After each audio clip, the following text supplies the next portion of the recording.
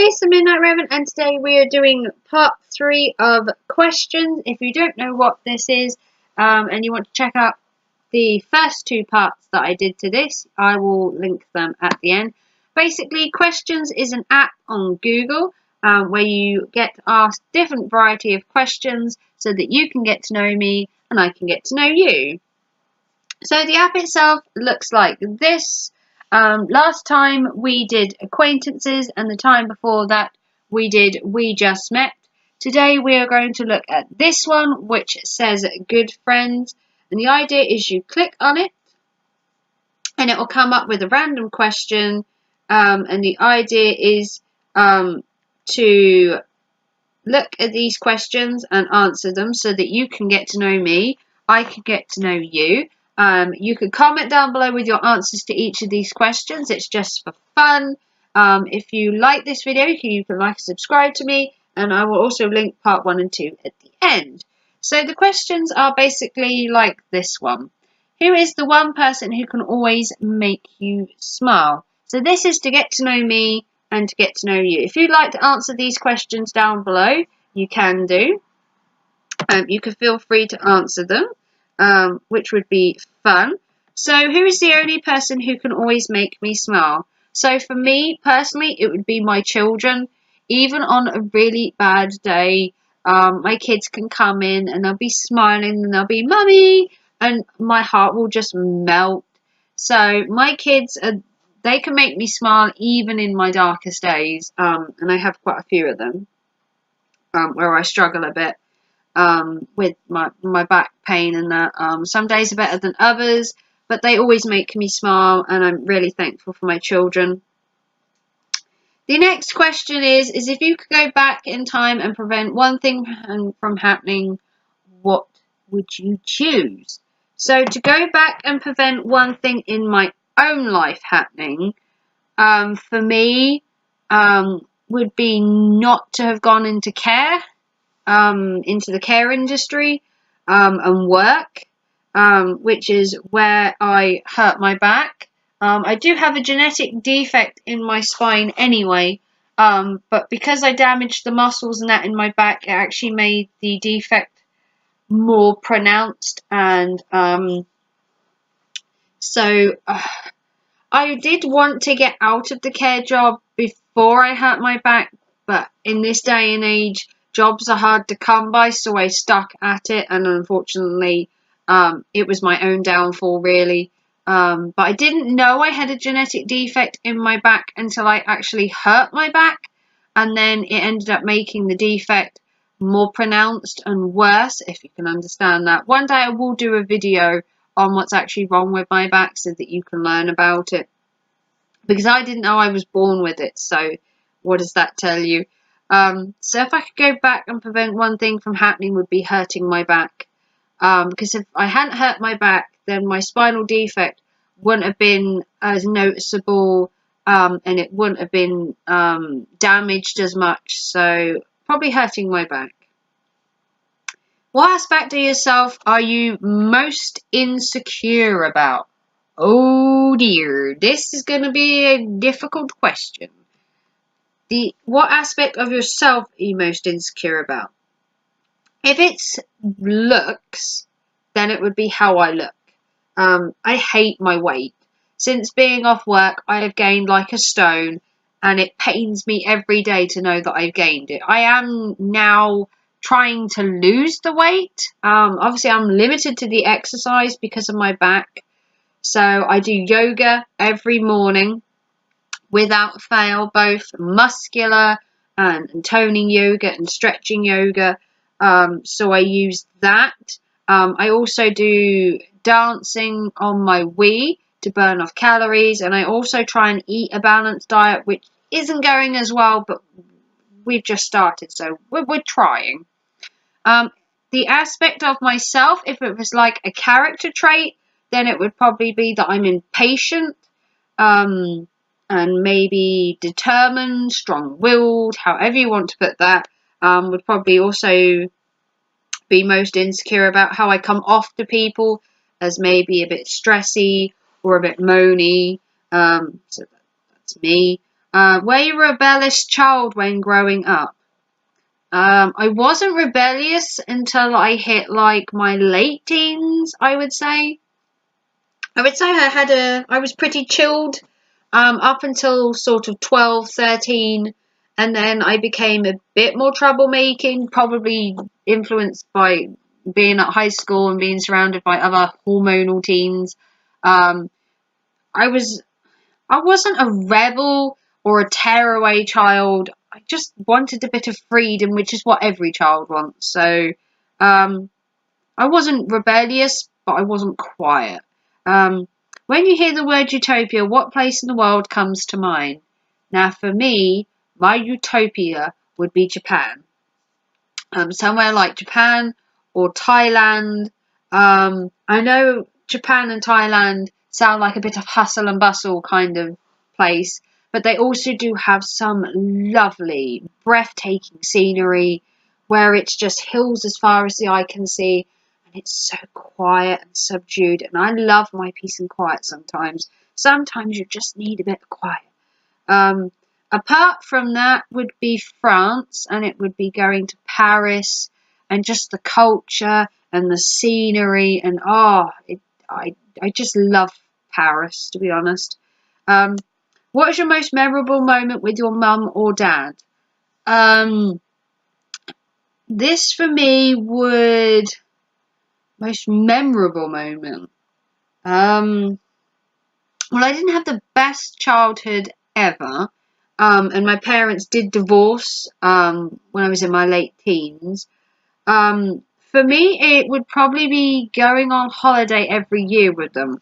Up until I was around 14 or 15, I think, around about then, we used to go on holiday every year for a week to Great Yarmouth with my mum and dad and my grandparents and my two sisters. And we used to do that every year. And we always used to go to the circus once a year, which was awesome. And we used to stay at the same caravan park until it closed.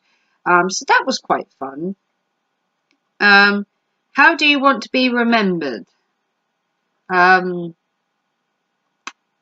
I kind of, I haven't thought about my death, to be honest. It's not something I dwell on because you don't really want to dwell on the fact that you know you're going to die eventually. If not, you'd probably just curl up in a ball and cry. What do I want to be? How do I want to be remembered? Maybe just for me, just how I am. You know, happy-go-lucky, moody. You know, just me, I suppose. I don't really know how to answer that. Have you ever experienced something that happened to you that you have no explanation for?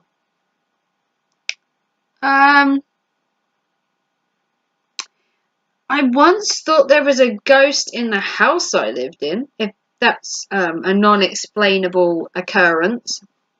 I lived in the same house for about 16 years when I was younger, maybe 15, 16 years. Um, And the house always seemed a bit creepy to me. I don't know why, but it did. And this one bedroom, which was the tiny little room, because we had 3 bedrooms, I don't know. It was just something about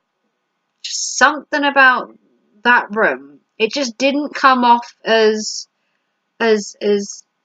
normal. And I was walking up the stairs, and I swear that there was like this little ghost girl with a bonnet came walking past me. But I mean, it was sort of dusk at the time, so it was probably just a light reflecting somewhere in the house. But it seemed so real at that time. It was actually kind of unnerving for a day or two, until I forgot that I'd seen it. So I can't explain that, but it was probably just a light reflecting or something, you know. I doubt there's ghosts there. Not that I don't believe in ghosts, I'm just not so sure about them. What is the most terrifying thing you've ever seen? The most terrifying. The most unnerving scene I ever had was when I saw a motorcyclist come off his bike right in front of my face. We were standing on the side of the pavement, talking with a group of friends. A car was pulling out of this junction going this way, and a bike was coming along there, and this bike just smashed straight into the side of this car as the car pulled out and kind of threw him a good, you know, however far down the road, and he was literally just skimming on his head as he went. And oh my god, that was just horrendous. And we rushed over to him, and we were calling the ambulance, and in the end he ended up breaking his ribs, he broke his pelvis, he broke quite a few bones in him. If I remember that he broke his collarbone as well. And it was just horrendous. It was probably one of the most unnerving things I'd seen, because it literally happened within a split second. But we literally watched it happen, and there was nothing we could do. We saw this car pulling and the motorbike, and it just happened. We just happened to see it, and you know, it's just something you never forget. What is something you would like to do more often with family? I'd love to go away more. I'd love to travel. I'd love to see the UK. I'd love to see the world, obviously. I'd love to travel. But to see the UK would be nice. To go down south, which I've never been to. You know, sort of Brighton or Southampton. You know, Cornwall would be nice. I've been to Scotland, I've been to Wales, maybe go visit Ireland would be nice, go somewhere abroad, maybe France. I'd love to travel more, but you know, with travelling being pricey, and having a family of 4, you know, you have commitments to work and activities, and you know, it could be hard to find time to spend time with your family together. When in your life have you felt most alone? I suppose for me, the time I felt most alone would have been when I had my first child.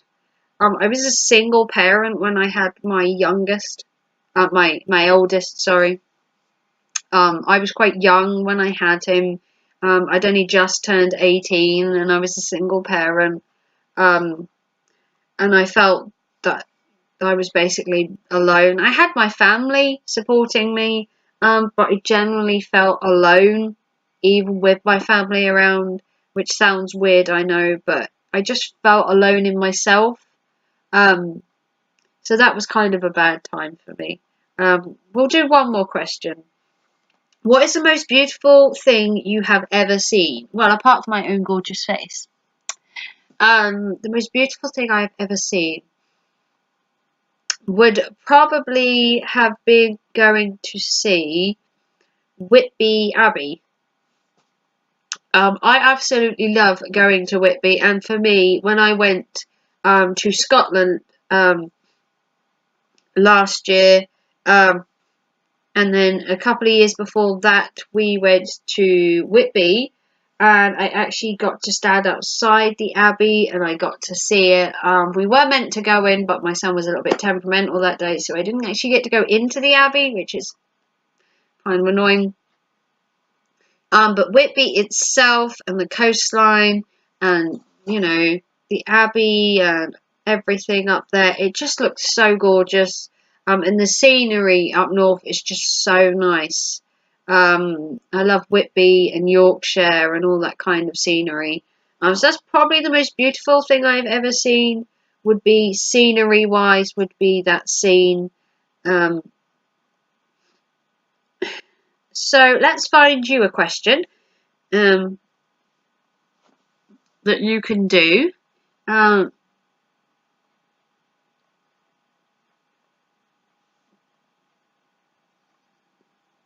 And then we will wrap up this video. No,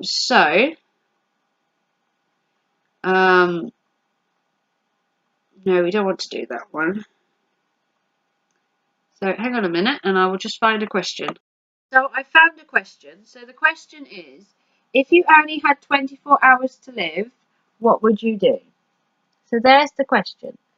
If you want to comment down below with your answer, you can. If you want to answer any of these other questions, feel free to tell me your life stories below.